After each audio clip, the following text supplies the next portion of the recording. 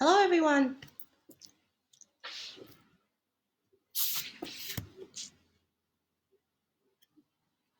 Hi, everyone. Lovely to see you. My name is Wong Nava. I'm the author of Sahara Special Senses. I'm a children's picture book writer. Today, I'm here on the invite of Moses Sia to read you a story. So, this is my first time live on Facebook. So, there's a first time for everybody. So, I'm just going to try not to fumble, read you a book. This book is called, let me just get this right. Okay, the oldest student, there you go. The oldest student, well, she's the oldest student in the world, really. The title is called The Oldest Student, How Mary Walker Learned to Read. I'm just going to take the flap out so that I can hold the book easily. And then you can see some of the pictures in there. So this is a picture book. So that's the inside of, when the flap's taken out, you can see these birds because Mary Walker talked a lot about birds and kites. So there she is, photos of her with famous people. She's a very famous person in the United States because she was the oldest student in the nation. So I'm going to start the story. The Oldest Student, How Mary Walker Learned to Read. It's written by Rita Lorraine Hubbard and illustrated by Olga Mora. Olga Mora is a Caldecott winner, so she's won prizes for illustrations. So I'm going to read and then I'm going to show you the pages. Whenever young Mary Walker was tired, she would shield her eyes from the sun and watch the swallow-tailed kites dip and soar above the trees. That must be what it's like to be free, she thought.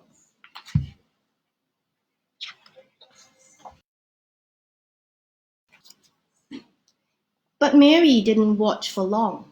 Even at only 8 years old, she knew the first rule of the Union Springs, Alabama plantation she lived on. Keep working. There you go. It says keep working. There she is. She knew the second rule. Slaves should not be taught to read or write, or do anything that might help them learn to do so. Mary didn't stop working. She didn't learn to read either. But at the end of each long working day, picking cotton, toting water to Papa and Mama and the other slaves who chopped wood for train tracks, or helping Mama clean the big house, she would lie in her little bed next to the crumbling fireplace and think about those birds. When I'm free, I'll go where I want and rest when I want, and I'll learn to read too.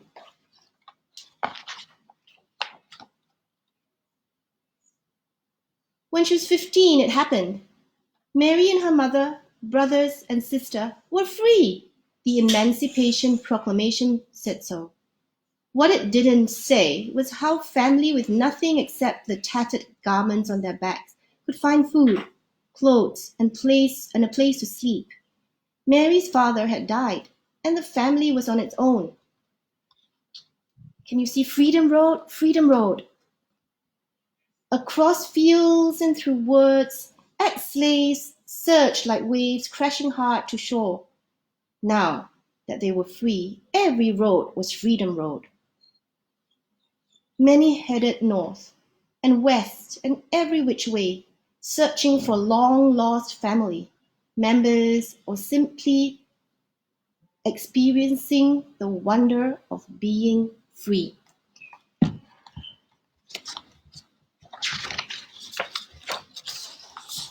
Here's Mary. Sorry, just trying to get angle it to the camera. Okay, maybe this is better. Okay. Others, like Mary, chose to stay in the South. An organization called Freedmen's Bureau helped those who stayed to find shelter on abandoned Confederate land. Mary and her family settled in a one-room cabin, and for the next few years, she worked alongside her mama to help feed her siblings. 7 days a week, she churned butter, cleaned houses, and cared for other folks' children. There she is, looking very tired and working.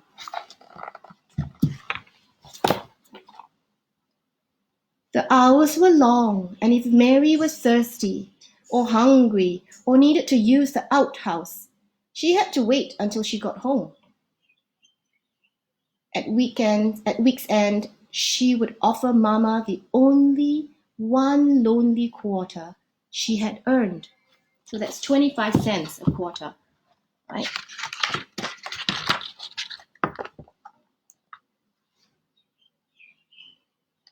There's Mary with her mama and someone else. And here it says, one day, Mary met a group of evangelists on the roadside. A woman with soft wrinkles in her kindly face placed a big, beautiful Bible in Mary's hand and told her, "Your civil rights are in these pages." Mary didn't know what civil rights were. She only knew that top to bottom, front to back, that book was filled with words. "I'm going to learn to read those words," she vowed. But not today. Today there was work to be done.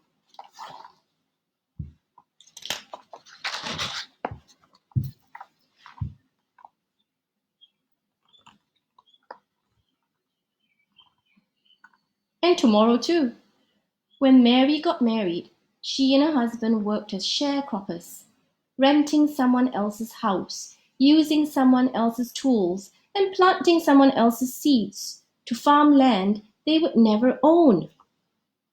After they harvested the crops, almost all the money they earned went to pay for the housing, tools, and seed costs. There they are, cropping the land, sharecropping in the old days in America. Let's see here what happens. Mary was 20 years old when her first son was born. She opened her Bible and marveled at the squiggles inside. There had been no time to learn to read. A friend wrote Mary's son's birth date in the Bible, August 26, 1869. Wow, this person is like 100 years. The son is 100 years younger than me. Then Mary dipped a pen into the inkwell and made her mark beside it. Not a letter, not a name, just a mark. It was the best she could do. You see, Mary couldn't write either. This was Mary going to work. One day, Mary's husband died. She married again, and a second son was born, then a third. Mary made marks for these sons too. Now she had 3 growing boys. More money, that's what we need, Mary thought. But the only other jobs available to black women were as maids or nannies or cooks. The hours were long, with only half a day off on Saturdays, and like sharecropping, they didn't pay much. Mary sighed. Words would have to wait. For the next 4 decades, Mary sharecropped and did odd jobs to help support her family. In 1917, Mary's family moved to the little city of Chattanooga, Tennessee. It was the year of Chattanooga's Great Flood. The story was in all the newspapers, but Mary could only study the pictures to understand what had happened.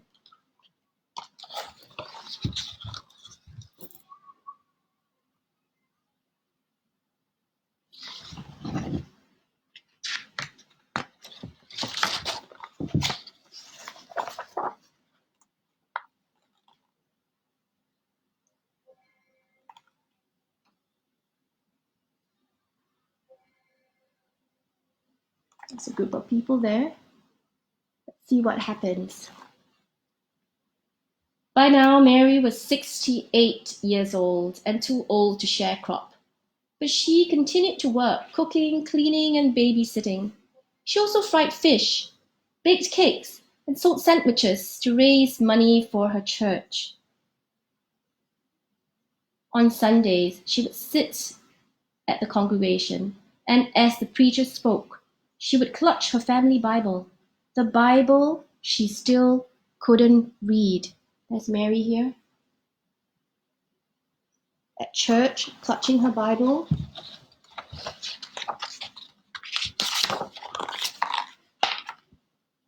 When Mary was well past 90, she and her husband sat in their creaky rockers while one or another of their sons read to them.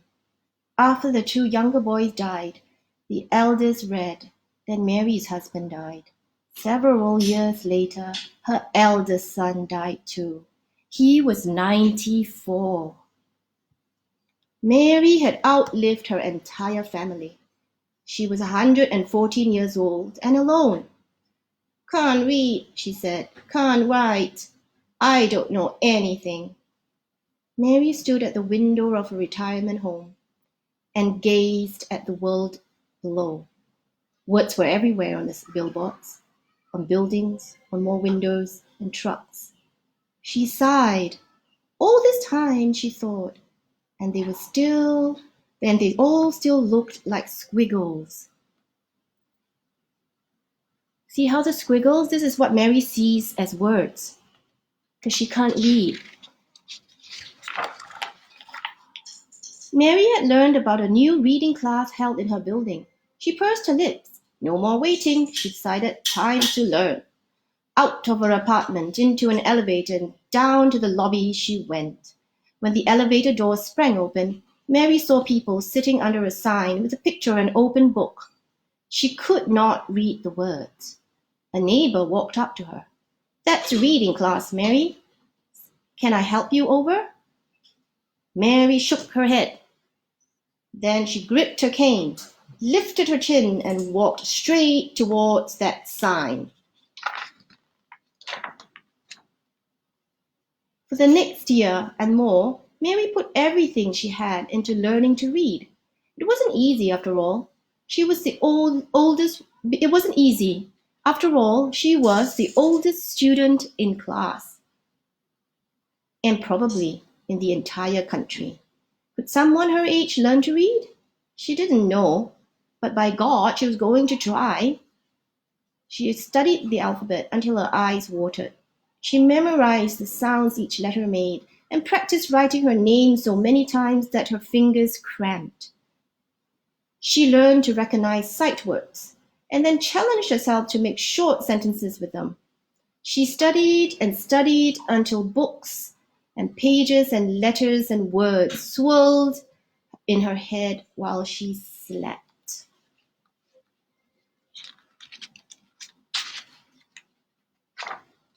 One fine day, Mary's hard work paid off. She could read. Words of her accomplishment traveled, and people everywhere celebrated with her.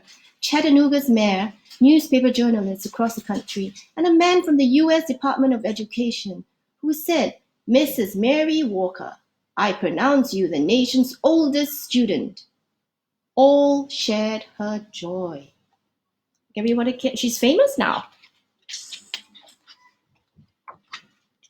She can read. Look, she's not seeing squiggle, she's seeing buy, she's seeing bakery. Mary felt complete. She still missed her sons, but whenever she was lonely, she read from her Bible and looked out from her window and read the words in the streets below. From then on, Chattanoogans honored Mary's achievement with yearly birthday parties.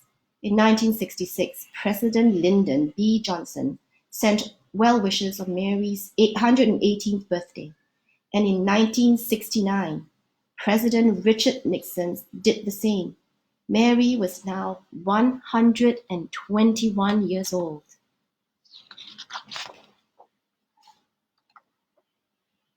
Mary received many gifts over the years, A radio, a sofa, her very first television, a new Bible, the key to the city, and perfume and champagne from the Canadian Mounties. She also received something that brought back those long days in the Alabama cotton fields. Her first airplane ride. From the cockpit window, Mary gazed at the trees and rooftops below. No different than a horse and buggy ride, she joked, but she knew it was. As the airplane dipped and soared like those swallow-tailed kites of long time ago, Mary decided that flying was a lot like reading. They both made a body feel as free as a bird.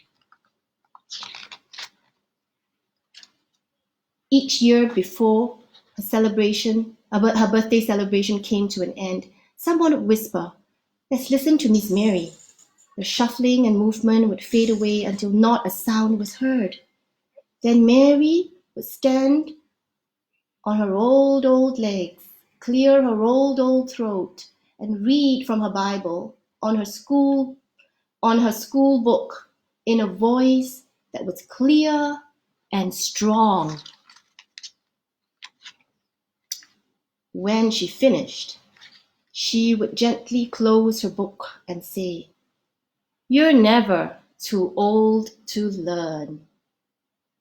So this is a true story of Mary Walker. It's written a little bit fictitiously because the author had said that there was not much. She did her research, but there was not much that she could find except for the facts. So the author had said that I chose to imagine other details to fill in the blanks. Okay. Mary lived through 26 presidents. Can you imagine that? 26 presidents she lived. She died at 121, and she read her Bible, the only book that she wanted to learn to read. So these are all pictures of Mary. Sorry, can you see? There you go. There's Mary reading over here. So I hope you've enjoyed this story. Sorry if I've not read it very smoothly. And I hope that everyone knows that you're never too old to learn anything. I'm learning. I'm still learning. I'm learning how to use Facebook Live. Okay. So bye-bye, everybody. Have a good day. So glad you're staying safe at home.